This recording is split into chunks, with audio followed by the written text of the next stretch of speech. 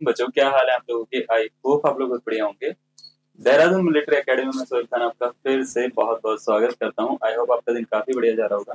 तो बच्चे आज एक टॉपिक हम स्टार्ट कर रहे हैं। टॉपिक का नाम है भाई साहब सीक्वेंस एंड सीरीज। हमारा देखिए इससे पहले हमने काफी सारे टॉपिक कवर कर लिए हैं। अगर आपने उसको नहीं देखा तो हमारी एक प्लेलिस्ट बन रखी है, उसमें जाके बिल्कुल देखिएगा।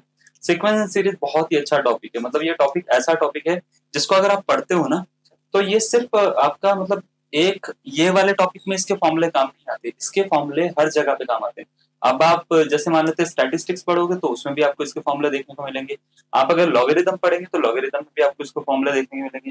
क्वाड्रेटिक इक्वेशन में भी इसके फॉर्मूले देखने को मिलते हैं। यानी ये फॉर्मूला जो है ना इसके सीक्वेंस एंड सीरीज के चैप्टर के, इसके बहुत काम के फॉर्मूले हैं। तो हम इसमें हर चीज पढ़ेंगे, जो भी चीजें आती हैं सारी चीजें पढ़ेंगे और सारे जितने भी हो सकते हैं सारे के सारे प्रीविजन करने वाले इसमें। ठीक है, तो ये वीडियो जो होंगे हमारे सीक्वेंस सीरीज की बहुत अच्छी होने वाली है, आपको मजा आएगा। तो चलिए बिना किसी देरी के हम स्टार्ट कर लेते हैं। देखिए सीक्वेंस एंड सीरीज ये चैप्टर में ये इसमें बहुत सारे छोटे छोटे सब टॉपिक्स आते हैं। जैसे एक आता है अर्थमेटिक प्रोग्रेशन, फिर आता है ज्योमेट्रिक प्रोग्रेशन, फिर अर्थमेटिक ज्योमेट्रिक प्रोग्रेशन, फिर हार्मोनिक प्रोग्रेशन, फिर relation among arithmetic geometric progression and harmonic progression, फिर arithmetic mean, geometric mean, harmonic mean, उसके बीच में रिलेशन। बहुत सारी ऐसी छोटी छोटी चीजें हैं जो उसमें पूछी जाती हैं। क्वाड्रेटिक इक्वेशन के बेस पर हम किस तरीके से करते हैं वो भी हम देखिए। सबसे पहले इसको स्टार्ट कैसे करेंगे, सबसे पहले हम अर्थमेटिक प्रोग्रेशन पढ़ाएंगे आपको। अर्थमेटिक प्रोग्रेशन की कुछ प्रॉपर्टीज पढ़ाएंगे, अर्थमेटिक मीन के बारे में थोड़ा बहुत बताएंगे। ठीक है, उसके बाद हम ज्योमेट्रिक में फिर हार्मोनिक पे ऐसे मतलब शिफ्ट करेंगे इस तरीके से। तो आज का जो हमारा टॉपिक होने वाला है वो है अर्थमेटिक प्रोग्रेशन। बच्चे अर्थमेटिक प्रोग्रेशन, और इसको हिंदी में अगर मैं बोलूं तो इसका हिंदी में जो नाम होता है बच्चे, हिंदी में नाम होता है इसका समांतर श्रेणी। क्या नाम होता है? समांतर श्रेणी। ठीक है, याद रखिएगा बच्चे, इसको हिंदी में बोलते हैं हम समांतर श्रेणी। समांतर श्रेणी, ठीक है, ये बोलते हैं हिंदी में इसको। अब देखिए जब भी आपको कोई टॉपिक पढ़ना हो ना, कोई भी टॉपिक अगर आप पढ़ रहे हो तो पहले टॉपिक को के बारे में आपको बेसिक इंफॉर्मेशन पता होनी चाहिए। यानी अर्थमेटिक प्रोग्रेशन से पहले हमें ये पता होना चाहिए कि प्रोग्रेशन क्या होती है और प्रोग्रेशन से भी पहले हमारे को ये पता होना चाहिए, चैप्टर का नाम है सीक्वेंस एंड सीरीज, तो सीक्वेंस क्या होता है। ठीक है ना। तो सबसे पहले हम स्टार्ट करते हैं बच्चे सीक्वेंस से। सीक्वेंस एक्चुअल में है क्या, सीक्वेंस क्या चीज है और प्रोग्रेशन क्या चीज है, सबसे पहले हम ये समझते हैं। तो सीक्वेंस होता क्या है पहले तो आप ये समझिए, ये एक तरह का क्या होता है, टाइप ऑफ फंक्शन होता है। Type of function whose domain is the set of natural numbers. ठीक है, it is generally denoted by this symbol। ठीक है, एंड फंक्शन की फॉर्म में इस तरीके से f from n to r, इस तरीके से हम इसको लिख सकते हैं। ठीक है, अब देखिए जब भी आप क्लास 10th में पढ़ते हैं या 11th में पढ़ते हैं तो उसमें इतना सब कुछ नहीं आता, इतनी डेफिनेशन नहीं आती। बट आप एक एग्जाम के लिए प्रिपेयर कर रहे हो और वो अच्छा एग्जाम है तो उसमें आपको पूरी ही नॉलेज होनी चाहिए। ऐसा नहीं होना चाहिए कि आपको कुछ नहीं पता, आपसे कोई सीक्वेंस पूछे और आप वो बताते रहे 2 4 6 8 इस तरीके से बताते रहे, एपीजीपी एचपी बताते रहे। नहीं, सीक्वेंस पहले होता क्या, पहले आपको थोड़ा सा वो समझना है। सीक्वेंस बच्चे एक तरह का ना फंक्शन होता है। जैसे आप रिलेशन फंक्शन चैप्टर पढ़ते हैं ना तो उसमें फंक्शन आता है ना। तो फंक्शन होता है एक तरह का जिसका domain set of natural number होना चाहिए, यानी काउंटिंग नंबर का सेट होना चाहिए। जनरली हम सीक्वेंस को जो है ये वाले सिंबल से डिनोट करते हैं। सीक्वेंस को डिनोट करने का सिंबल है जो आप हायर मैथमेटिक्स कभी भी पढ़ते हो, यानी 12th या 12th के बाद में कभी भी पढ़ते हो तो आपको ये वाला सिंबल दिखेगा सीक्वेंस के लिए। ठीक है, ये वाला सिंबल अंदर एक्सन लिखा होगा। एक्सन मतलब एक सीक्वेंस की बात हो रही है जिसके nth टर्म के मतलब डिनोट कैसे करते हैं वो लिखा हुआ उसके अंदर। ठीक है, कभी फंक्शन की फॉर्म में लिखना हो किसी चीज को तो फंक्शन बच्चे ऐसे होता है, एफ लिखते हैं, एफ मतलब फंक्शन। ये जो 2 डॉट दिख रहे हैं आपको, इन 2 डॉट्स को पढ़ते हैं फ्रॉम। क्या पढ़ते हैं? फ्रॉम, FROM, ये फ्रॉम लिखा है मैंने। ठीक है, ये जो n दिख रहा है, n होता है नेचुरल नंबर का सेट और इसको हम बोलते हैं डोमेन। क्या बोलते हैं बच्चे? डोमेन। हिंदी में अगर मैं बताऊं तो हिंदी में इसको हम बोलते हैं बच्चे प्रांत। क्या बोलते हैं? प्रांत। ओके, तो सीक्वेंस होता क्या है कि ऐसा फंक्शन होता है जिसकी मैपिंग प्रांत में जो है यानी डोमेन में जो है नेचुरल नंबर के सेट से होती है, ठीक है। तो ऐसा फंक्शन जिसका domain set of natural number होता है उसको हम क्या बोलते हैं, सीक्वेंस होता है। कोडोमेन इसको बोलते हैं, ये जो जहां पे मैपिंग हो रही है उसको बोलते हैं बच्चे हम कोडोमेन। क्या बोलते हैं, कोडोमेन, ठीक है। अभी मैं आपको समझाऊंगा, अगर आपने फंक्शन पहले नहीं पढ़ा है तो मैं आपको बता दूंगा ये क्या होता है, ठीक है। आपको क्लैरिटी आएगी कि, और अगर आपने पढ़ रखा है तो आपको समझ में आ रहा होगा कि मैं क्या बोल रहा हूँ। नहीं पढ़ा है तो आप थोड़ा सा वेट करिए, 5 मिनट में आपको सब कुछ क्लियर हो जाएगा। कोडोमेन को हम बोलते हैं बच्चे सह प्रांत। क्या बोलते हैं, सह प्रांत, ठीक है, सह प्रांत। तो अगर मान लेते हैं कोई भी सीक्वेंस है, वो एक तरह का फंक्शन है और उसका डोमेन नेचुरल नंबर है, उसका डोमेन क्या होना चाहिए, नेचुरल नंबर होना चाहिए। तो अगर डोमेन नेचुरल नंबर है और उसकी मैपिंग कहीं और हो रही है, जैसे रियल नंबर के सेट पे, है ना, तो ऐसा सीक्वेंस बोलते हैं बच्चे, इसको हम बोलते हैं रियल सीक्वेंस है। ये कैसा सीक्वेंस है, रियल सीक्वेंस है, ठीक है। अगर मान लेते हैं किसी और सेट पे हो रही है तो हम उसके हिसाब से उसका नाम देते हैं। तो अगर रियल नंबर के सेट पे हो रही है तो रियल सीक्वेंस है, किसी और नंबर के सेट पे हो रही है तो उसका नाम दे दिया जाता है, ठीक है। तो ऐसा होता है कि सीक्वेंस के लिए नेसेसरी कंडीशन क्या है, नेसेसरी कंडीशन ये नहीं है कि ये क्या होगा ना, नेसेसरी कंडीशन ये है कि ये क्या होगा। अगर मान लेते हैं ये जो सेट है ये नेचुरल नंबर का सेट है तो ये सीक्वेंस है, अदरवाइज ये सीक्वेंस नहीं होगा। अगर मान लेते हैं मैंने यहाँ पे रियल नंबर का सेट डाल दिया तो ये फंक्शन तो हो सकता है बट ये फंक्शन सीक्वेंस नहीं हो सकता, ठीक है।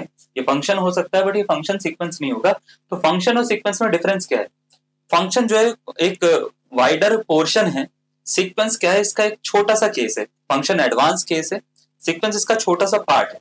तो फंक्शन का एक छोटा सा टाइप उठा लो जो इस प्रॉपर्टी को सेटिस्फाई करे कि उसका डोमेन जो है वो सेट ऑफ नेचुरल नंबर हो। अगर ऐसा है तो ये फंक्शन सीक्वेंस बन सकता है, अदरवाइज नहीं बनेगा। अब आप बोलेंगे सर क्या है ये डोमेन, क्या है ये कोडोमेन, क्या है ये बाकी सारी चीजें। देखो मैं ऐसा समझाता हूँ। सपोज करो मैंने कोई फंक्शन डिफाइन करा f from r to r, f from n to r, f from n to r, यानी नेचुरल नंबर के सेट से रियल नंबर के सेट पे, और फंक्शन कुछ इस तरीके से fx is equal to 2 raise to power x। 2 raise to power कितना बचे, x है। आप समझ पा रहे हैं इतनी बात को मेरी, है ना। और मैंने ये बोल दिया कि जो x है वो पहले वाले सेट से लिया गया है, नेचुरल नंबर के सेट से x की वैल्यू ली जा रही है, ठीक है। अब x की वैल्यू आपको सबसे पहले पता होना चाहिए कि नेचुरल नंबर होता क्या है, नेचुरल नंबर क्या होते हैं, कहां से स्टार्ट होते हैं। तो नेचुरल नंबर बच्चे होते हैं काउंटिंग नंबर, काउंटिंग नंबर, ठीक है। तो काउंटिंग नंबर जो होते हैं, हम जब काउंटिंग स्टार्ट करते हैं तो 1 से स्टार्ट करते हैं। तो 1 2 3 4 5 6 7 8 अप टू इंफिनिटी, जितने भी नंबर होते हैं सारे के सारे नेचुरल नंबर होते हैं, ठीक है। तो अगर मैं मान लेते हैं इसमें 1 से लेके वैल्यू डालना शुरू करूं, आप देखो जरा इसका मीनिंग मैं आपको थोड़ा समझा देता हूँ। देखो इसकी, जैसे अगर मैं इसकी फिगर बनाऊंगा तो फिगर कुछ ऐसे है कि नेचुरल नंबर का सेट है, यहाँ पे 1 2 3 4 ऐसे नंबर लिखे हुए हैं, ठीक है। और इनकी ना हम अभी कुछ ना वैल्यूज निकालने वाले हैं। तो वो वैल्यूज यहाँ पे दिखेंगी जहाँ पे बहुत सारी वैल्यूज, रियल नंबर के पूरा का पूरा सेट है, रियल नंबर का पूरा सेट है, यहाँ पे बहुत सारी वैल्यूज है इसकी, ठीक है। तो मतलब 1 1.1 1.2 2 4 5 6 बहुत सारी वैल्यूज है यहाँ पे। तो जब हम इसमें मान लेते हैं इसमें 1 डालते हैं तो f1 क्या आएगा, तो आप बोलेंगे सर 2 रेज़ टू पावर 1, है ना, यानी 2। अगर मैं पूछूंगा 2 डाल दो यहाँ पे x के प्लेस पे तो ये हो जाएगा 2 रेज़ टू पावर 2, यानी कितना हो जाएगा बच्चे, 4 हो जाएगा। 3 डालो जरा, कितना होगा, 2 रेज़ टू पावर 3, है ना, 2 रेज़ टू पावर 3 यानी कितना होगा, 8 होगा। 5 डालो बच्चे, या 4 डालो सबसे पहले, 2 रेज़ टू पावर 4 हो जाएगा 16। 5 डालेंगे बच्चे f5 क्या होगा, 2 रेज़ टू पावर 5 होगा, कितना होता है बच्चे, 32 होता है। ऐसे करके मैं बहुत सारे वैल्यूज निकाल सकता हूँ इसकी, हाँ या ना, पॉसिबल है। तो ये सीक्वेंस कुछ इस तरीके से बनता है बच्चे, ठीक है। ये सीक्वेंस कुछ इस तरीके से बनेगा कि 2 था पहले, फिर 4 था, फिर 6, फिर 8 था, सॉरी, फिर 16 था, फिर 32 था, और ऐसे करते करते करते करते बहुत सारे नंबर्स। तो सीक्वेंस कैसे जनरेट कर रहे हैं, अगर आपने ध्यान दिया हो, हमारे पास में एक फंक्शन है, इस फंक्शन में हम नेचुरल नंबर रखते जा रहे हैं, देख पा रहे हैं आप, इस फंक्शन में हम नेचुरल नंबर रखते जा रहे हैं, जैसे 1 रखा, 2 रखा, 3 रखा, 4 रखा, 5 रखा, इस तरीके से x के प्लेस पे हम नेचुरल नंबर रखते जा रहे हैं। जैसे ये नेचुरल नंबर रख रहे हैं तो हमारे पास में कुछ वैल्यूज आ रही है, जैसे 1 रखने पर वैल्यू कितनी आ रही है, 2 आ रही है, 2 रखने पे कितनी आ रही है, 4 आ रही है, फिर 8 आ रही है, फिर 16 आ रही है, फिर 32 आ रही है, ऐसे और भी आती रहेंगी, है ना। तो यहाँ पे बहुत सारी वैल्यूज है, 1 भी है, 2 भी है, 3 भी है, 4 भी है, 5 भी है, 6 भी है, 7 भी है, बहुत सारी वैल्यूज है, जिसमें से जब हम फंक्शन के डोमेन में से यानी प्रांत में से कुछ वैल्यूज यहाँ पे डाल रहे हैं इस फंक्शन के अंदर, ठीक है, x के प्लेस पे, तो हो क्या रहा है, इसकी कुछ इमेजेस आ रही हैं, आप देख पा रहे हैं ये इमेजेस। ये जो इमेजेस होती हैं इसको तो हम बोलते हैं सहप्रांत, ये जो पूरा सेट है सहप्रांत यानी कोडोमेन, और ये जो इमेजेस होती हैं, ये जो जैसे 2, 4, 8, 16, 32, इसको बोलते हैं हम इसकी रेंज। ठीक है, रेंज मतलब परिसर। ठीक है, तो सीक्वेंस होता क्या है? सीक्वेंस होता ये है कि अगर आपने मान लेते हैं कोई भी एक नेचुरल नंबर का सेट लिया किसी फंक्शन पे, है ना, डिफाइन करा उसको, नेचुरल नंबर का सेट लिया किसी फंक्शन पे उसको डिफाइन करा, और उसके अकॉर्डिंग आपने वैल्यू डालनी शुरू करी। तो वैल्यू डालने पर क्या क्या वैल्यूज आपकी आ रही हैं, है ना, वो जो रेंज निकल के आती है, वो जो आपको क्या क्या वैल्यूज निकल रही हैं, उसको अगर मैं एक साथ में कलेक्ट करके लिख दूं तो वही हमारा सीक्वेंस बन जाता है। बात समझ में आ रही है? तो यही हमारा क्या बन जाता है बच्चा, सीक्वेंस बन जाता है। तो 2, 4, 8, 16, 32, अगर आप इसको ध्यान से देखो तो यह है रेंज की वैल्यूज, है ना, कि उसकी रेंज क्या निकल के आए। तो किसी फंक्शन की, ऐसे फंक्शन की जिसका डोमेन नेचुरल नंबर हो, उसकी जो रेंज की जो वैल्यू का कलेक्शन होता है वो सीक्वेंस है। अगर आप उसको ध्यान से देख पा रहे हो तो, है ना, वो क्या है, वो सीक्वेंस है। अब सीक्वेंस एक्चुअल में पता क्या होते हैं, जैसे सीक्वेंस की बेसिक डेफिनेशन है, जब आप पढ़ते हो ना तो ये बेसिक डेफिनेशन है। आप किसी को भी अच्छे पढ़े लिखे इंसान को बताओगे या अच्छे पढ़े लिखे टीचर को समझाओगे ये डेफिनेशन, तो उसको बड़ा समझ में आएगा, बढ़िया से लगेगा, है ना। और किसी ऐसी चलते फिरते को बताओगे तो उसके उसके हिसाब से तो उसने 10th क्लास वाला सीक्वेंस पढ़ा है। ठीक है, तो आपको ये चीज याद रखनी है कि जब भी हम सीक्वेंस कर रहे हैं तो सीक्वेंस एक्चुअल में फंक्शन का एक पार्ट है ना। ऐसा नहीं समझिएगा कि सीक्वेंस एक अलग से टॉपिक है, नहीं, फंक्शन का ही एक पार्ट है। बट वो चीजें, कुछ चीजें ऐसी हैं जो उसको अलग से पढ़नी पड़ती है, इसलिए वो अलग से एक टॉपिक बन गया। ठीक है, क्लियर। और देखिए लास्ट जो हमने यहाँ पे लिखवाया है 2, 4, 8, 16, 32, तो अगर मैं मान लेते हैं एक, अब बात करते हैं हम प्रोग्रेशन की। तो अगर मैं मान लेता हूँ जैसे 2, 4, 8, 16, 32 लिखा हुआ है, इसमें प्रॉपर्टी फॉलो हो रही है, देख रहे हो आप क्या? अगर मैं 4 को 2 से डिवाइड करता हूँ, करना जरा, 4 को 2 से डिवाइड बच्चे कितना आएगा? 2 आएगा। 8 को 4 से डिवाइड करना बच्चे कितना आएगा? 2 आएगा। इस पीछे वाले को इस आगे वाले से, यानी 16 को 8 से डिवाइड करना बच्चे कितना आएगा? 2 आएगा। सही है। 32 को 16 से डिवाइड करेंगे तो कितना आएगा? 2 आएगा, है ना। तो हो क्या रहा है, ये वाला सीक्वेंस एक पर्टिकुलर प्रॉपर्टी को सेटिस्फाई कर रहा है। अगर आप इसको देख पा रहे हो तो क्या पर्टिकुलर प्रॉपर्टी है कि जब भी हम पीछे वाली टर्म को आगे वाली टर्म से डिवाइड कर रहे हैं, यानी रेशियो निकाल रहे हैं सक्सीडिंग एंड प्रीसीडिंग टर्म का, तो वो ऑलवेज सेम आ रहा है, 2, 2, 2, 2, 2, 2, है ना। तो मैं जितना भी आगे तक करता रहूंगा उसमें 2 का रेशियो ही आता रहेगा।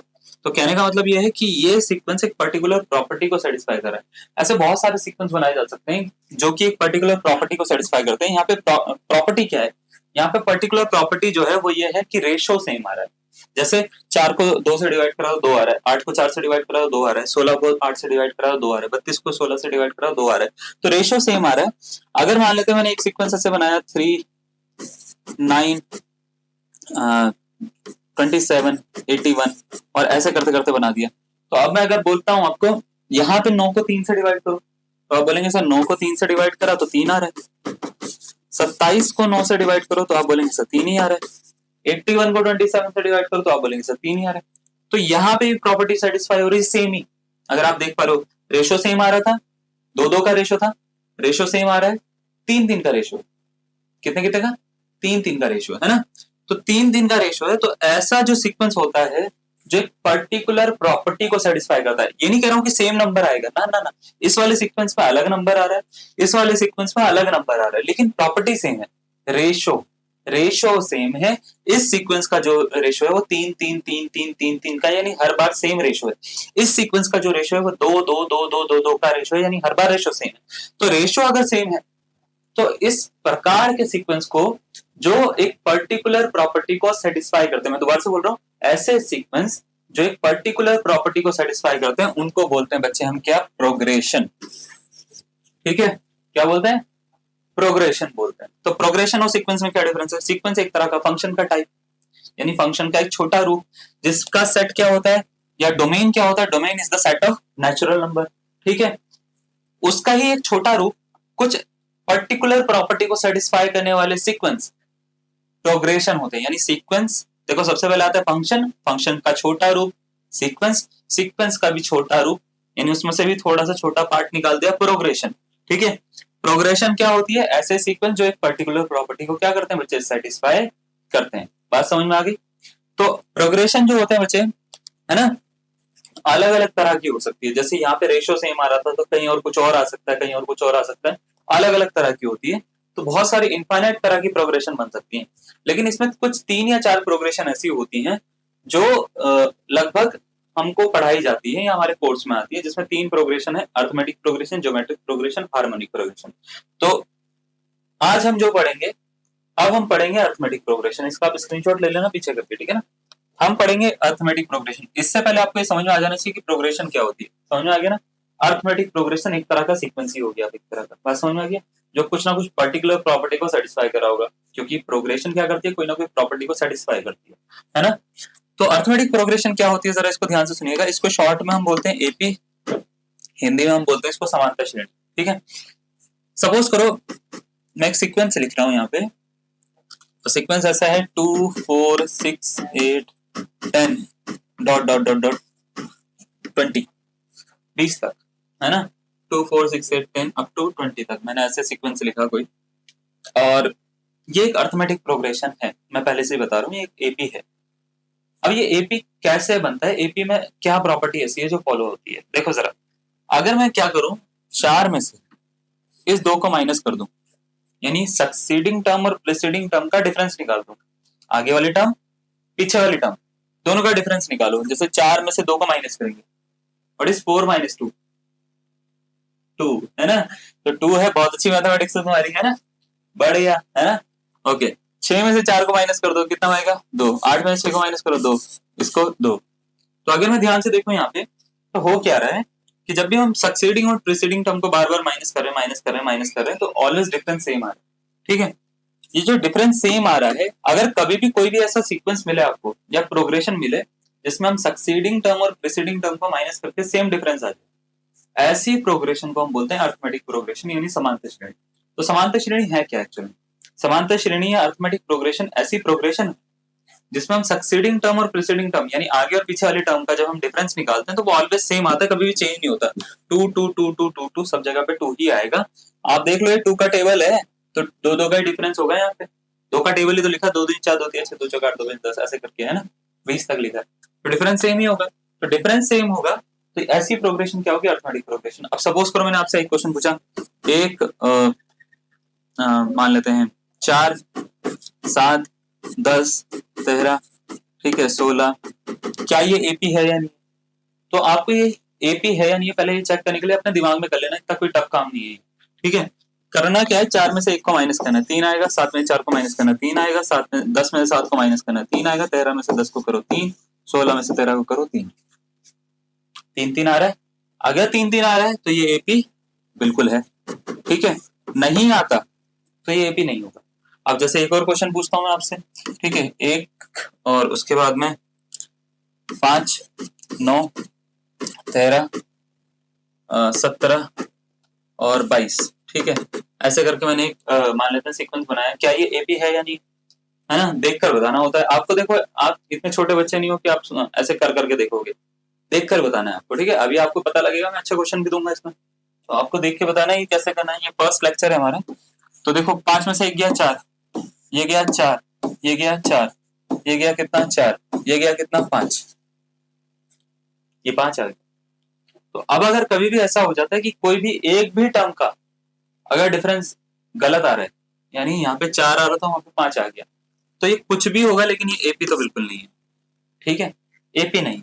एपी होने के लिए हर टर्म का डिफरेंस जो है वो सेम आना चाहिए। अगर हर टर्म का डिफरेंस सेम आ रहा है तो वो सीक्वेंस एपी है, अदरवाइज वो एपी नहीं होगा। बात समझ में आ रही है इतनी? क्लियर है? चलो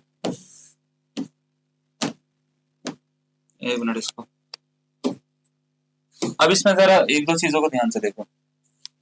जैसे हमने मान लेते हैं एपी लिखी, ऊपर वाले पे बात करते हैं, ठीक है। जैसे हमने ऊपर वाली एक एपी लिखी है, इसमें डिफरेंस कितने कितने का है, 2 2 का। देखो, हर एपी में या हर सीक्वेंस में कुछ चीजें लिखी होती हैं, जैसे कुछ एलिमेंट्स लिखे होते हैं।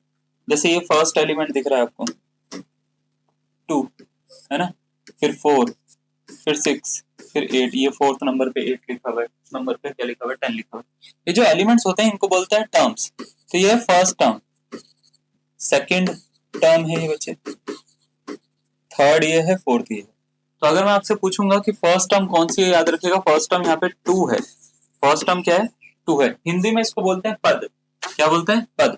टर्म के लिए एक वर्ड यूज होता है पद, ठीक है, पद वर्ड यूज होता है। पद का मतलब ये होता है कि पहला पद है, ये दूसरा पद है, ये तीसरा पद है, यानी first term, second term, third term, यानी फर्स्ट पोजीशन पे कौन सा नंबर या एलिमेंट है वो बताता है पद, मतलब वो होता है, ठीक है ना। तो फर्स्ट टर्म को जनरली हम क्या करते हैं, या तो हम T1 लिख लेते हैं। T1 ज्यादातर बुक्स में T1 ना होकर A1 लिखा होता है, तो A1 लिख लेते हैं, या तो हम A लिखते हैं, ये तीनों में से कुछ भी लिख सकते हैं। ज्यादातर बुक्स में आपको A की टर्म्स में ज्यादा दिखता है चीज, है ना। और आपके एग्जाम में भी T वर्ड यूज नहीं करते, वो A वर्ड ज्यादा यूज करते हैं। T करेंगे तो आप समझ जाइएगा टर्म्स की बात हो रही है, ठीक है ना।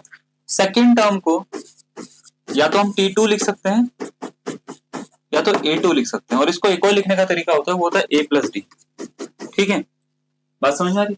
अच्छा, अगर आपको थर्ड टर्म लिखनी हो, थर्ड टर्म लिखनी हो तो ये A3 होता है बच्चे। A3 को क्या लिखते हैं हम? A+2D, A+2D, ठीक है। फोर्थ को हम लिखते हैं बच्चे A4 या A+3D। फिफ्थ नंबर पे जैसे 10 दिख रहा है ना, ये फिफ्थ टर्म, ठीक है। तो फिफ्थ टर्म जो होती है बच्चे, होती है A5। A5 को हम क्या लिखते हैं? A+4D लिखते हैं। तो आप क्या समझ पा रहे हैं? कुछ इसमें कुछ रिलेशन है क्या जो आप देख पा रहे हो, है ना। खाली आपको नोट नहीं करना है, खाली आपको वीडियो नहीं देखनी, जो मैं बोल रहा हूँ ना उसका आंसर अपने दिमाग में करते रहना। मैं आपको पढ़ सकता हूँ भाई साहब, साइकोलॉजी पढ़ी है मैंने पता है तुम्हारे को, है ना। तो मैं पता लगा पा रहा हूँ कि तुम क्या सोच रहे हो अभी, है ना। नहीं वो भी मत सोचो, नहीं ये तो बिल्कुल मत सोचो, ये नहीं सोचना, ठीक है, जो तुम अभी सोच रहे हो, ठीक है। ये सोचो कि इसमें क्या रिलेशन मिल रहा है। इसमें क्या रिलेशन मिल रहा है? इसमें ये रिलेशन मिल रहा है कि अगर आप देखो, जैसे यहाँ पे सेकंड टर्म लिखी हुई है तो डी एक बार लिखा हुआ है, थर्ड टर्म लिखी हुई है तो डी कितनी बार लिखा हुआ है? 2 बार, यानी A+2D आ रहा है, एक कम। 4 लिखा हुआ है यहाँ पे तो यहाँ पे 3D आ रहा है। A5 लिखा हुआ है, यहाँ पे क्या लिखा हुआ है? A+4D। तो अगर मैंने बोला आपको 20वीं टर्म बता दो, 20th टर्म कैसे निकालोगे, तो आपको करना क्या है? A लिखना है और उसमें एक कम लिख देना है, 19D, A+19D लिख देना उसको। क्या ये समझ में आ रही है बात? एक कम है ना, रिलेशन देखो जरा। 5वीं टर्म है तो A+4D लिख रहे हैं उसको, है ना। छठी टर्म्स को हम क्या लिखेंगे? A+5D लिखेंगे। सातवीं को क्या लिखेंगे? A+6D लिखेंगे। तो 20वीं टर्म को क्या लिखेंगे? A+19D। अगर मान लेते हैं मैंने आपसे पूछा कि 39th टर्म निकालो, 39th टर्म निकालो, है ना, तो क्या होगी? A+ कितना? 38D होगी या नहीं होगी? हाँ या ना? बिल्कुल, ठीक है। तो अगर ऐसा है तो अब मान लेते हैं मैं पूछता हूँ आपसे nth टर्म निकालो, कहीं पर जाके ये खत्म भी हो सकती है। nth टर्म को हम बोलते हैं लास्ट टर्म भी बोल लेते हैं, कई बार हम क्या बोल देते हैं? लास्ट टर्म भी बोलते हैं हम, या तो nth टर्म भी बोल सकते हैं। तो nth टर्म, जैसे ये जो टेबल है 2 का टेबल था, ये 20 पे खत्म हो गया, देख पा रहे हैं। तो 20 इसकी nth टर्म है।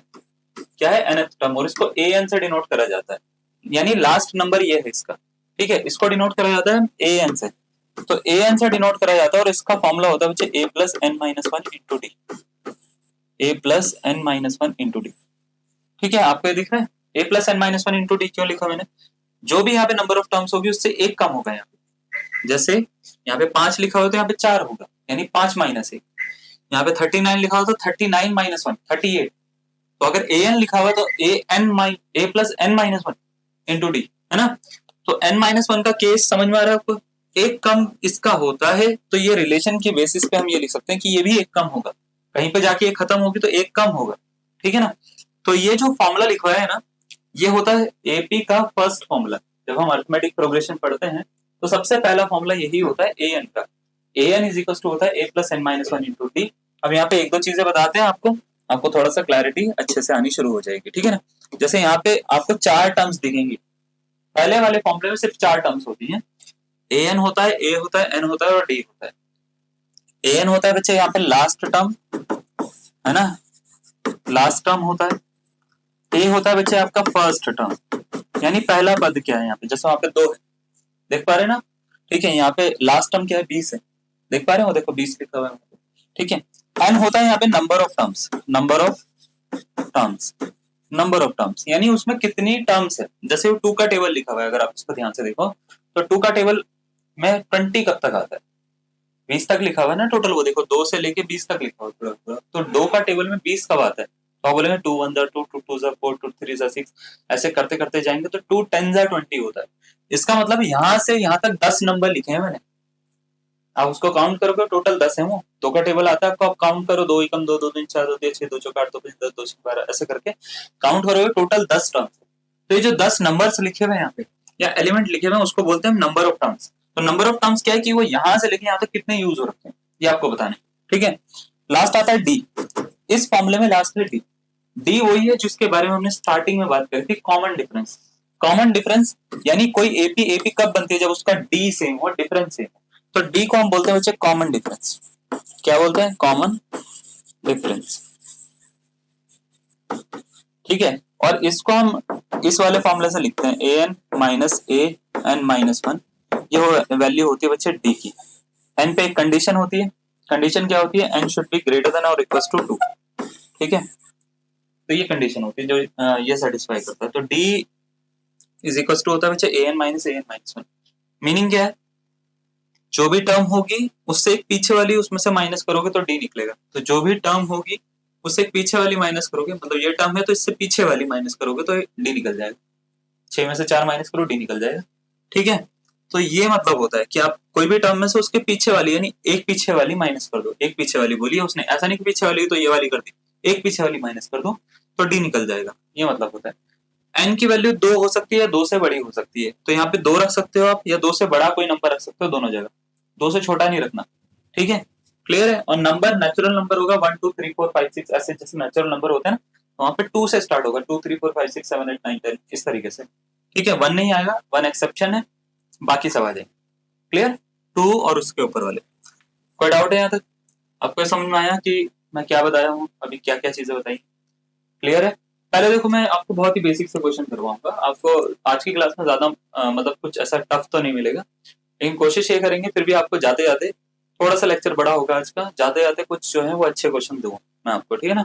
अच्छे क्वेश्चन मतलब कराऊंगा, ठीक है। तो हम थोड़ा सा जल्दी करते हैं, मेरे को लगता है आपको कॉन्सेप्ट समझ में आ गया है, ठीक है। कॉन्सेप्ट अगर आपको समझ में आ गया है तो अब हम क्या करते हैं, पहले तो हम ये सीखते हैं कि सीक्वेंस कैसे बनता है और उसकी nth टर्म कैसे बनती है, ठीक है। पहले हम nth टर्म बनाना सीखेंगे, क्योंकि पता क्या है, आप एग्जाम में यही सब चीजें नहीं कर पा रहे हो, आपको मतलब डिफरेंस चीजें डिफरेंशिएट करनी नहीं आ रही है कि आप किस तरीके से सॉल्व करें। बहुत इजी क्वेश्चन भी आप छोड़ दे रहे हैं, उसका रीजन यही है कि आपको चीजें नहीं आ रही सही से ना।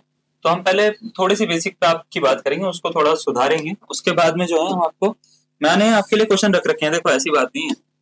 अगर आपको लगता है कि आपको सब कुछ आ रहा है तो मैं आपको बोलूंगा कि भाई साहब ये रहे क्वेश्चन, उठा के सॉल्व करना शुरू कर दो, ये रहे क्वेश्चन। आपको लगता है कि आप कर सकते हैं तो आप कर लो, है ना। तो आप सॉल्व करना शुरू कर सकते हैं, कोई दिक्कत वाली बात नहीं। हमने रखा सब कुछ है अपनी स्लाइड्स में ना, और ये आज ही होगा। बट ये है कि करने का तरीका होना चाहिए आपके पास में ना, ऐसा नहीं कि आप कुछ भी कर रहे हो, आपको प्रॉपर बेसिक से ही करना चाहिए कोई भी चीज जब भी आप करते हो। तो ये मेरा हर बार कहना रहता है, अभी भी मैं यही कह रहा हूँ, ठीक है। चलो, क्वेश्चन में बोल रखा है what is the nth term of the series 1 5 9 13 17। आपको एक मैं ये कह सकता हूँ एक एपी दे रखी है ना, और आपसे बोला गया है कि इसकी nth टर्म निकालो। किसी भी सीक्वेंस की या एपी की nth टर्म कैसे निकालते हैं, पहले हम ये सीखते हैं। आपको क्या करना है, पहले चेक करना है कि सीक्वेंस है क्या एक्चुअल में। वैसे तो एपी है, मैं बता रहा हूँ क्योंकि एपी ही है आज का हमारा टॉपिक। पहले आपको इसको चेक करना है। जब 5 में से 1 माइनस करोगे कितना आएगा, 9 में से 13 माइनस करोगे कितना, 13 में से 9 माइनस करोगे कितना आएगा, 17 में से 13 माइनस करोगे तो कितना आएगा। पहले आप ये चेक करिए, ठीक है। बात समझ में आ गई? अगर ये एक एपी है, जैसे कि मेरे को दिख रहा है 5 में से 1 माइनस करेंगे तो 4 आएगा, 9 में से 5 माइनस करेंगे तो 4 आएगा, 13 में से 9 माइनस करेंगे तो 4 आएगा, 17 में से 13 माइनस करेंगे तो भी 4 ही आएगा। तो अगर ये एक एपी है तो इसका डिफरेंस सेम होगा। जो भी डिफरेंस दे रखा है पहले आप वो लिखो, कितने का डिफरेंस है, 4 का। बात समझ में आ गई डिफरेंस कैसे निकाला मैंने, है ना।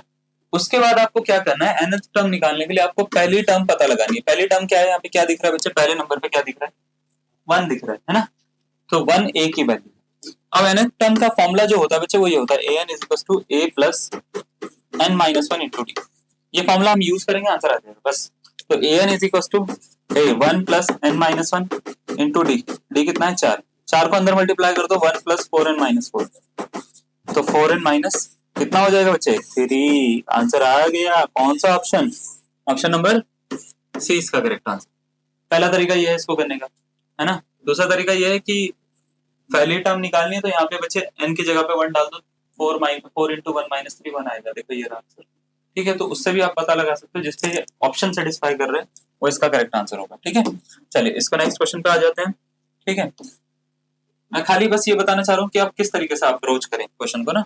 ठीक है, एक क्वेश्चन ये है जैसे अब आपको nth टर्म निकालनी पहले आनी चाहिए, nth टर्म अगर आपको निकालनी आ गई तो आप आगे की चीजें भी कर पाओगे। ठीक है, एक क्वेश्चन ये दे रखा है आपको, क्वेश्चन में ये बोला गया है कि what is the nth term of this series, इसकी बता पाओगे आप? कोई दिक्कत है यहाँ पे? समझ गए ना? पहले कैसे करा मैंने, ए निकालना है, डी निकालना है, an is equal to a plus n minus one into D वाला फॉर्मूला लगाना है, और इन चारों ऑप्शन में से आपको ये बताना है कौन सा करेक्ट आंसर होगा, option number A, B, C या डी। अपना टाइम लीजिए, इसको लिए हम आपको 20 सेकंड दे सकते हैं, 20 सेकंड में हो जाएगा सॉल्व, इतना बड़ा क्वेश्चन तो है ना, तो 20 सेकंड में क्वेश्चन पूरा का पूरा सॉल्व हो जाएगा। तो ए बताओ यहाँ पे, ए कितना है 1 है, डी कितना है बच्चे, डी है 4 माइनस 1 3 है ना, डी 3 है।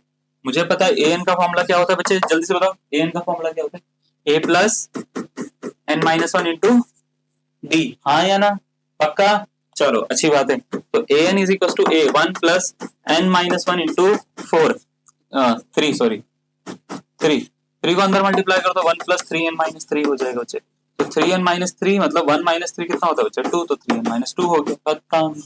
Option number D, D for Dehradun military academy, प्रचार करते रहना चाहिए ना बीच में। ठीक है, तो ये इसका करेक्ट आंसर है। ठीक है, समझ में आ गया? अरे भाई प्रचार काहे नहीं करेंगे हम, है ना, पैसा मिल रहा है। ठीक है, तो सही है। एक चीज बताता हूँ उसके बाद है ना आगे आगे, ये स्क्रीन काली नहीं हुई है, मैंने बीच चीज में पीछे कुछ बताने के लिए ये ब्लैंक स्लाइड ली है। ठीक है, एक कॉन्सेप्ट आता है यहाँ पे जिसको बोलते हैं concept of arithmetic mean. Arithmetic क्या है जरा समझिएगा। अर्थमेटिक मीन का कॉन्सेप्ट है क्या, पहले तो मैं आपको ये समझाता हूँ। ये ऐसा है कि अगर मान लेते 3 टर्म्स हैं, if 3 terms A, B and C are in AP, अगर 3 टर्म्स हैं वो AP फॉर्म कर रही है, जैसे सपोज करो मैंने बोल दिया 3 6 9, ये 3 टर्म्स AP में है या नहीं बताओ? 6 में से 3 माइनस करो 3 होता है, 9 में से 6 माइनस करो 3 होता है, 3 का डिफरेंस आ रहा है या नहीं आ रहा है ना? तो होता क्या है, जैसे आप बीच वाले को डबल करोगे तो वो पहले और तीसरे के सम के इक्वल आएगा, यानी इसका डबल जो होगा वो इसके और इसके सम के इक्वल आएगा। यानी ऐसे है कि अगर मैं इसको 2 से मल्टीप्लाई कर दूं, है ना, तो इसका आंसर इन दोनों के सम के इक्वल होना चाहिए। देखो जरा, 3 दूनी 6 होता है, मतलब 6 दूनी 12 होता है, 6 9 और 3 कितना होता है बच्चे 12 होता है। तो आप इसको ध्यान से देख पा रहे होंगे कि इन दोनों को जब मैंने ऐड करा तो इसके डबल के इक्वल आ रहा है। तो हर बार ये होगा और हर किसी के साथ नहीं होगा। जब भी आपके पास में 3 टर्म्स गिवन होंगी और अगर वो एपी में होंगी तो होगा क्या, बीच वाले का डबल जो होगा वो a प्लस सी के इक्वल होगा, यानी पहले और तीसरे के सम के इक्वल होगा। इसको बोलते हैं अर्थमेटिक मीन का कॉन्सेप्ट। अर्थमेटिक मीन क्यों बोलते हैं इसको मैं बताता हूँ। अर्थमेटिक मीन का मतलब होता है बच्चे एक तरह का एवरेज। मीन क्या है, एक तरह का एवरेज है। ठीक है, तो होता क्या है कि जैसे मैं यहाँ से b की वैल्यू निकालना चाहता हूँ, तो b की वैल्यू क्या होती है बच्चे, a प्लस सी अपॉन में कितना होता है 2 होता है। तो ये जो इसका मीनिंग क्या है, b जो है a और c के एवरेज के इक्वल है। एवरेज कैसे निकालते हैं, किसी भी चीजों का एवरेज कैसे निकालते हैं, टोटल ऑब्जर्वेशंस का सम divided by total number of observation, ये तो होता है एवरेज का फॉर्मूला। तो यहाँ पे 2 ऑब्जर्वेशन है तो 2 ऑब्जर्वेशन का सम डिवाइडेड बाय 2, है ना, तो इसका मतलब ये इन दोनों का एवरेज है, ए और सी का एवरेज है। तो ए और सी का जो एवरेज है वो बी के बराबर है। इसका मतलब ये है कि बी जो है वो अर्थमेटिक मीन है, किसका, ए और सी का। तो अर्थमेटिक मीन क्या होता है, अर्थमेटिक मीन का मतलब ये होता है कि अगर आपको मान लेते हैं 3 नंबर दे रखे हैं एपी में, नहीं भी दे रखे कोई फर्क नहीं पड़ता, ठीक है, तो बीच वाले को अगर आपको निकालना है तो वो a प्लस सी अपॉन 2 करके निकाल सकते हो एपी के केस में। एपी के केस में मैं वर्ड यूज कर रहा हूँ यहाँ पे, ठीक है, बीच वाले को निकालना हो तो a प्लस सी अपॉन 2 करके निकाल सकते हो। बात समझ में आ रही है, आसान है, कोई डाउट है नहीं है, पक्का? चलो क्वेश्चन देने शुरू करते हैं हमारे को। ये रहा, आपसे बोल रखा है if the numbers 3x 7 are in AP then find the value of x। आसान क्वेश्चन बिल्कुल बच्चवा, ठीक है, 10 सेकंड का टाइम है इसके लिए तुम्हारे, करो। कैसे करोगे, ऑप्शन नंबर ए 5 2 और फिर 3 आ रखा है, फिर ऑप्शन नंबर डी है 4। पूछा गया है कौन सा इसका करेक्ट आंसर है। मुझे पता है यहाँ पे कि 3x और 7 किसमें है बच्चे? एपी में। Are in AP. अगर एपी में है तो इसका मतलब क्या होगा? बीच वाले को डबल करूंगा मैं, पहले और तीसरे के सम के इक्वल होगा ये। हाँ या ना? बताया ना अभी थोड़ी देर पहले। तो x की वैल्यू अगर मेरे को निकालनी होगी तो पहले तो इन दोनों को जोड़ो, फिर x की वैल्यू कितनी होगी? 10/2। 10/2 कितना होता है बच्चे? 5 होता है, तो x की वैल्यू कितनी होगी? 5 होगी। लो बच्चे खत्म। ठीक है, ऑप्शन नंबर कौन सा? ए इसका करेक्ट आंसर। आसान हलवा क्वेश्चन। नेक्स्ट क्वेश्चन पे आते हैं। चलो नेक्स्ट क्वेश्चन देखो जरा क्या बोला गया। If the numbers n-3 4n-2 5n+1 are in AP then what is the value of n। 10 से 15 सेकंड लीजिए, आंसर बताइए इसका। 4 ऑप्शन में से मैच करना चाहिए आपका मेरा आंसर। ठीक है, अगर मेरे से मैच करता है आपका आंसर तो बहुत ही बढ़िया। चलो स्टार्ट कर लो आप, एक आंसर अपना बना लो। वीडियो पॉज करना है तो पॉज करके बना लो। ठीक है, क्वेश्चन में दे रखा है n-3 4n-2 5n+1 जो है वो एपी में है, तो हम क्या करेंगे? बीच वाले का डबल करेंगे। 4n-2 इज इक्वल टू इन दोनों के सम के इक्वल करेंगे, n-3 + 5n+1 के सम के इक्वल करेंगे। हाँ या ना? समझ में आ गया? बीच वाले का डबल, पहले और तीसरे के सम के इक्वल। इजी। पहले ये देखो, इसको डबल करेंगे तो इसको 2 से मल्टीप्लाई करना पड़ेगा। 2 4 जा कितना होता है बच्चे? 8n होता है। -2 2 जा कितना होता है? 4 होता है। n और 5n कितना होता है? 6n होता है। और 3 और 1 को माइनस करेंगे तो 2 आता है। इस 6n को इधर शिफ्ट कर लो, इसको इधर शिफ्ट कर लो, तो ये हो गया बच्चे माइनस का 4 इधर जाके प्लस का 4 हो जाएगा, 2 से माइनस हो जाएगा तो 2 बचा। इसको इससे माइनस करेंगे तो 6n और 8n को माइनस करके कितना मिलता है? 2n। तो n की वैल्यू आ रही है बच्चे 2/2 1 आ रही है। चलो खत्म हो गया। n की वैल्यू कितनी आ गई? 1 आ गई। तो ऑप्शन नंबर कौन सा? ए इसका करेक्ट आंसर आ जाएगा। हलवा क्वेश्चन है ना? कोई टफ है? नहीं है, बिल्कुल भी टफ नहीं है। देखो चीजें आती है ना, चीजें आती है तो कुछ भी टफ नहीं लगता। चीजें नहीं आती तो ही तो टफ लगता है तुम्हारे को। अब देखो थोड़ा सा और इसको इंक्रीज करते हैं क्वेश्चन को ना। हम इसमें क्या करते हैं? लॉग डाल देते हैं। ये लो ठीक है, लॉग डाल दिया मैंने तुम्हारे लिए। बोला है कि if log 2 raised to power x minus 1 and log 2 raised to power x plus 3 are in AP then find the value of x। कितना टाइम चाहिए तुम्हारे को बताओ? 1 मिनट दिया तुम्हारे को, 70 सेकंड। चलो 1 मिनट भी नहीं, 70 सेकंड दिए। 10 सेकंड मेरा दिल बहुत बड़ा है भाई साहब। 10 सेकंड दिए तुम्हारे को मैंने एक्स्ट्रा, पता है तुम्हारे को? कभी नहीं देता मैं किसी को। करो, 70 सेकंड का टाइम दिया मैंने तुम्हारे को, सॉल्व करो इसको, एक आंसर बताना। हाँ, और मैं इसका सॉल्यूशन स्टार्ट करता हूँ। जो बच्चा देख रहा है, जो सॉल्व नहीं कर रहा वो यहाँ पे देखता रहेगा, है ना? देखो क्वेश्चन में क्या बोल रखा है। क्वेश्चन में बोला गया है कि यहाँ पे 3 नंबर है, log 2 raised to power x minus 1 log 2 raised to power x plus 3। ये तीनों किसमें? एपी में, अर्थमेटिक प्रोग्रेशन। अर्थमेटिक प्रोग्रेशन में है यानी एपी में। तो बताओ x की वैल्यू क्या होगी? मुझे एक दो चीजें तो बताएं। क्या क्या बताएं मुझे? मुझे ये पता है कि बीच वाले का जो डबल होगा, बीच वाला ये है ना, इसका डबल जो होगा तो पहले और तीसरे के प्लस के इक्वल होगा। तो पहले और तीसरे के प्लस के इक्वल यानी log 2 plus log 2 raised to power x plus 3। हाँ या ना? सही है ये बात? क्लैरिटी आ रही है? बढ़िया। यहाँ पे log की ना 2 प्रॉपर्टी लगाऊंगा। देखो मैं इसको ना रेड कलर से ऊपर लिख देता हूँ क्योंकि नीचे क्वेश्चन वाली जगह पे खराब नहीं करूंगा मैं। तो एक प्रॉपर्टी ये होती है log y log x की। ये पावर इसमें मतलब ये जो y है ना, ये छलांग मार के ऊपर जा सकता है, तो ये कुछ ऐसे बनता है। इसको log x raised to power y लिखा जा सकता है। ठीक है, अगर आपको log की प्रॉपर्टी नहीं आती, log की पूरी सीरीज करा दी है मैंने बढ़िया क्वेश्चन के साथ में। ठीक है, आप उसमें जाके देखिएगा, सारी प्रॉपर्टीज है उसमें, आपको सारी प्रॉपर्टीज मिल जाएंगी। बढ़िया प्रॉपर्टीज को, बहुत ही इजी चैप्टर है लॉगरिथम, इजीएस्ट चैप्टर मैं बोलता हूँ उसको। ठीक है, अगर आप अच्छे से पढ़ोगे तो आपको सबको समझ में आ जाएगा। ठीक है, तो ये वाली प्रॉपर्टी का यूज मैं यहाँ पे करूंगा, इसको ना पावर को ऊपर पहुंचा दूंगा, समझ गए? पहली प्रॉपर्टी। और दूसरी प्रॉपर्टी भी यूज करूंगा मैं। देखो एक प्रॉपर्टी और होती है, ये होती है log x plus log y की। मतलब ऐसे जैसे ये प्लस में लिखे हुए ना, अगर ऐसा प्लस में लिखा हो तो एक बार log लिखकर इनको मल्टीप्लाई में कन्वर्ट करा जा सकता है। ठीक है, यानी x इंटू वाई लिखा जा सकता है। तो ये दोनों प्रॉपर्टीज में जो है क्वेश्चन सॉल्व करने के लिए यहाँ पे लगा रहा हूँ। मैं क्या करूंगा, सबसे पहले तो ये पहली वाली प्रॉपर्टी लगा के इसको ऊपर पहुंचा दूंगा, तो ये कुछ ऐसा बनेगा log 2 raised to power x minus 1 का होल स्क्वायर। समझ में आ गया? कोई डाउट है? पक्का? ठीक है, दूसरे में हम क्या करेंगे, log x plus log y की प्रॉपर्टी लगाएंगे, log x इंटू y। समझ गए? तो log x plus log y is equal to log x into y multiply हो गया। अब इसमें क्या करेंगे, log से log कंपेयर करके हटा देते हैं, काटते नहीं है इसमें, हम कंपेयर करके हटाते हैं। हटा दिया और इसका होल स्क्वायर खोलेंगे a माइनस बी के होल स्क्वायर से। तो ये log से log हट गया और ये a माइनस बी के होल स्क्वायर से, तो a square plus B square यानी 1 का स्क्वायर, है ना?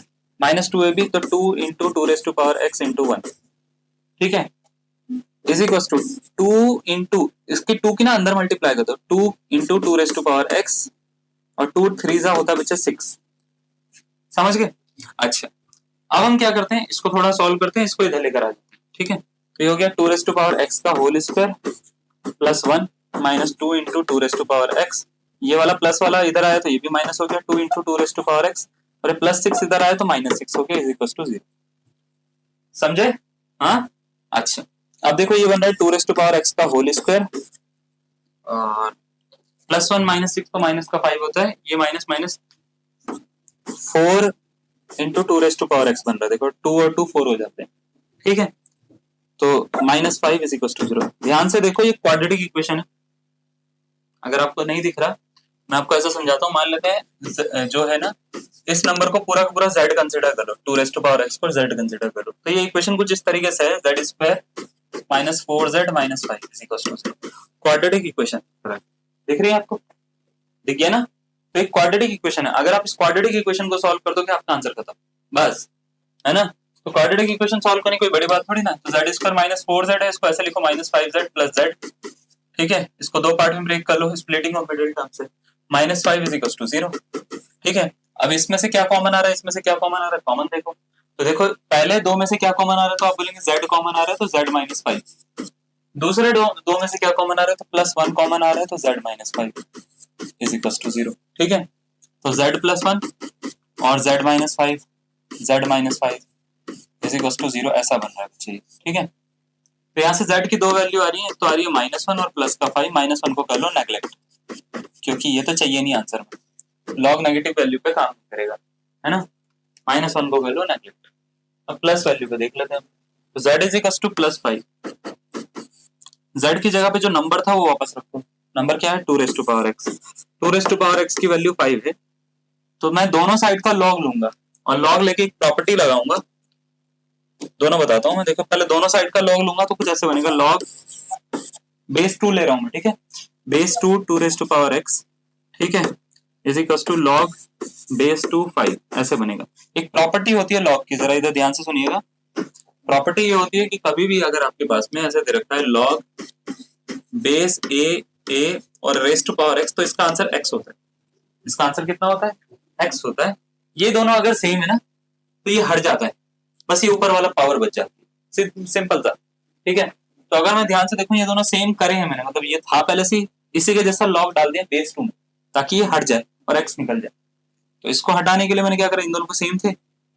अब देखो ध्यान से, यहाँ पे log बेस 5 इस तरफ आया और log बेस 2 यहाँ पे 2 रेज़ टू पावर x इस तरीके से आया, तो ये हट गया, तो इसका answer x is equal to log base 2 5 आ रहा है।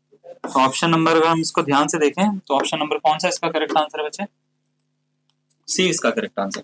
बात समझ में आ गई, ऐसे प्रॉपर्टी एक्स्ट्रा नहीं लगा रहे, कुछ प्रॉपर्टी 3 लगाई है, प्रॉपर्टीज आपको आती है तो ये बहुत सिंपल सा क्वेश्चन है, मैं इसमें प्रॉपर्टी बता रहा हूँ, सारा इन सब चीजों में टाइम लगा रहा हूँ, आप चाहो तो यहीं पर डायरेक्ट सॉल्व कर सकते हो, डिपेंड करता है, ठीक है, कि आपको चीजें समझ में आती है या नहीं आती है, क्लियर। चलो नेक्स्ट क्वेश्चन करेंगे, इसका स्क्रीनशॉट ले लेना, आगे बढ़ते हैं। देखो क्वेश्चन को लेके आप ना डाउट मत करिएगा, क्वेश्चन मैं अच्छे ही दूंगा आपको, बट वो डिपेंड करता है कि कब देने चाहिए, ऐसा थोड़ी ना कि आपको पहले सीधा क्लास में आती बोलूंगा ये रहा जेईई का क्वेश्चन कर लो, ये जो है एनटीए का क्वेश्चन, ऐसा नहीं होता है ना।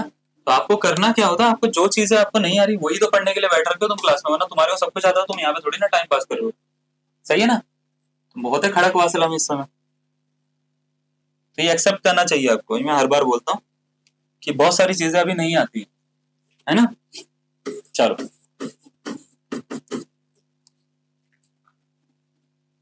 एक क्वेश्चन है, सेम क्वेश्चन है, सॉल्व कर लोगे अब। क्वेश्चन में बोल रखा है log 3 raise to power x minus 2 log 3 raise to power x plus 1, ये क्या है, एपी में है, आंसर बताना है क्या होगा, बता पाओगे। चलो मैं स्टार्ट कर लूं, 2 log 3 raise to power x minus 2, अब मैं डायरेक्ट कर सकता हूँ ना, मैंने प्रॉपर्टीज बता दी तुम्हारे को, ठीक है, is equal to log 3 plus log 3 raise to power x plus 1, ठीक है।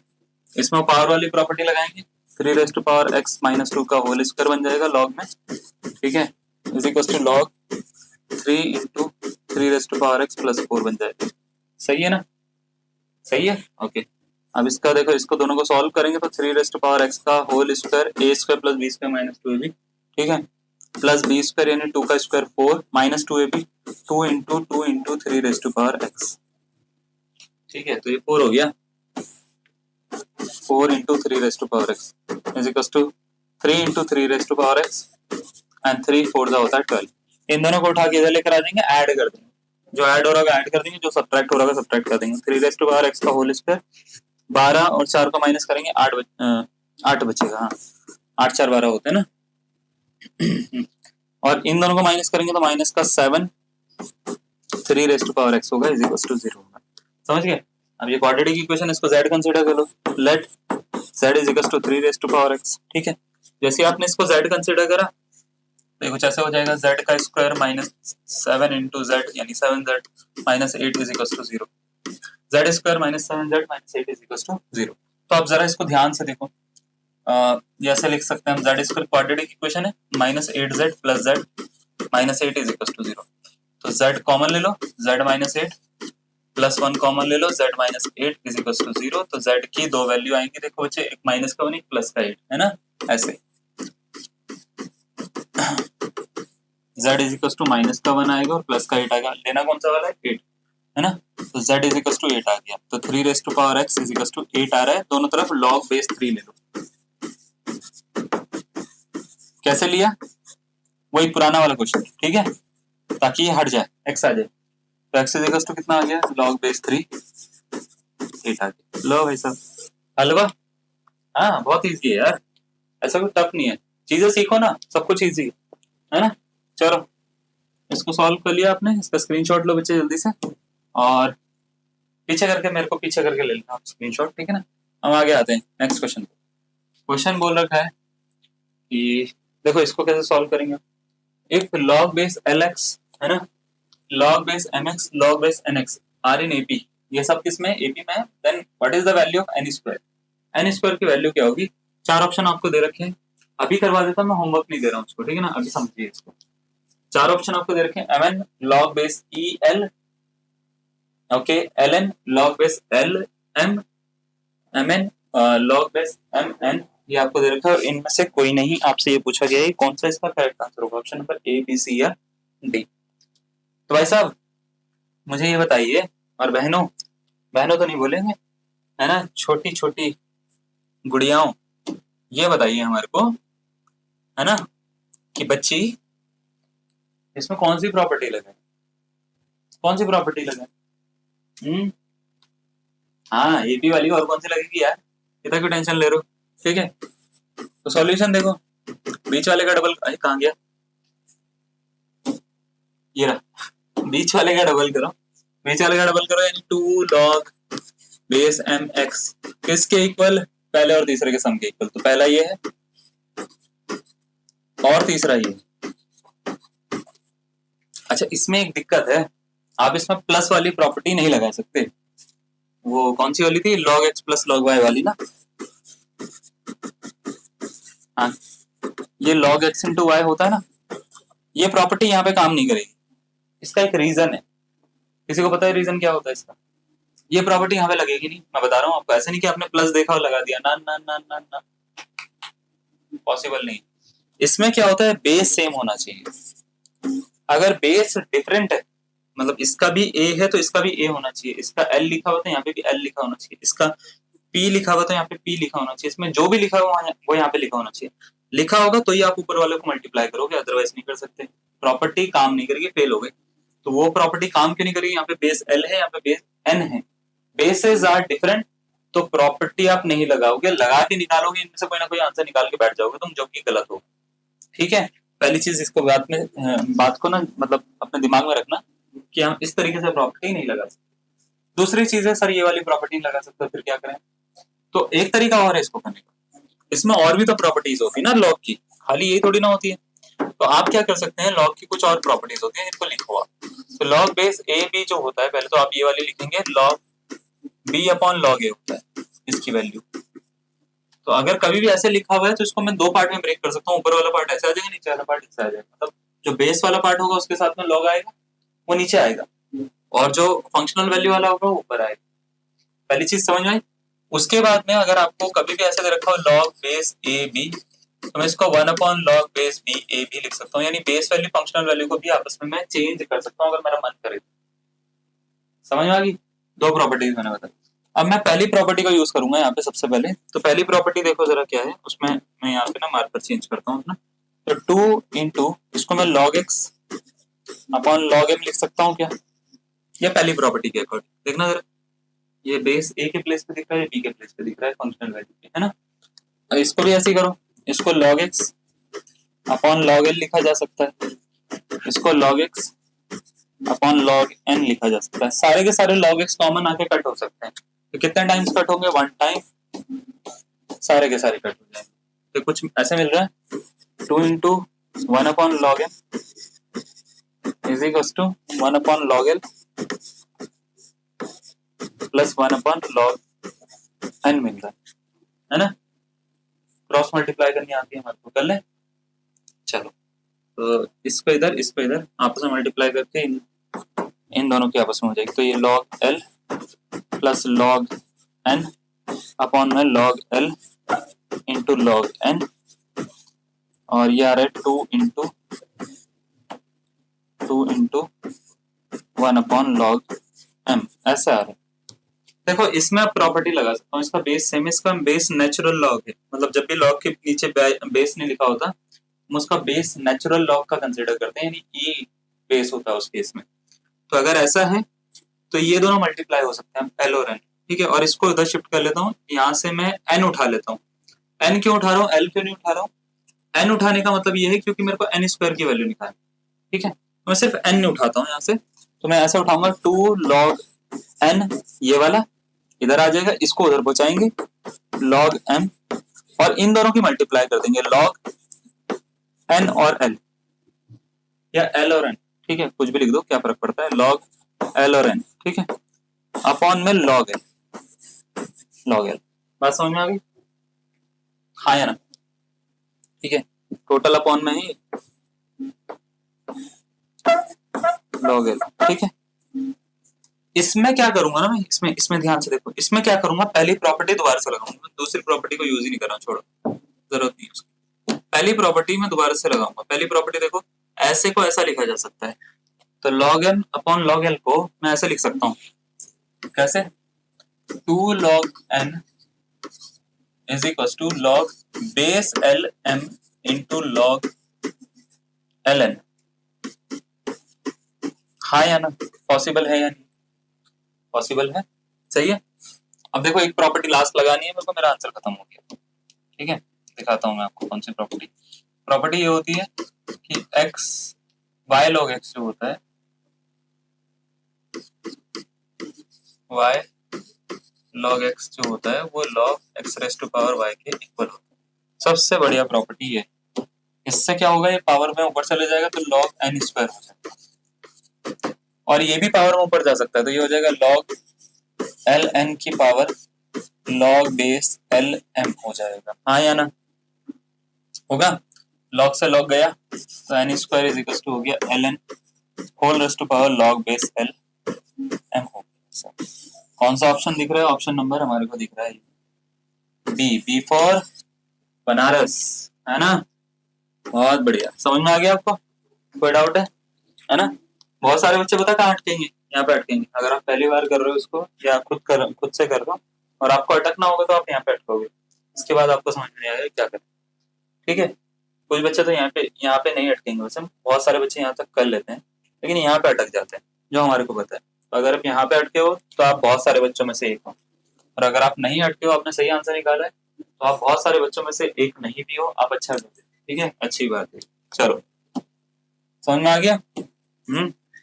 देखो ये था हमारा पहली प्रॉपर्टी के बेसिस पे क्लास आज। तो आई होप आपको क्लास समझ में आई हो, आपने समझा हो कि हम किस तरीके से पढ़ते हैं, क्या क्या करते हैं।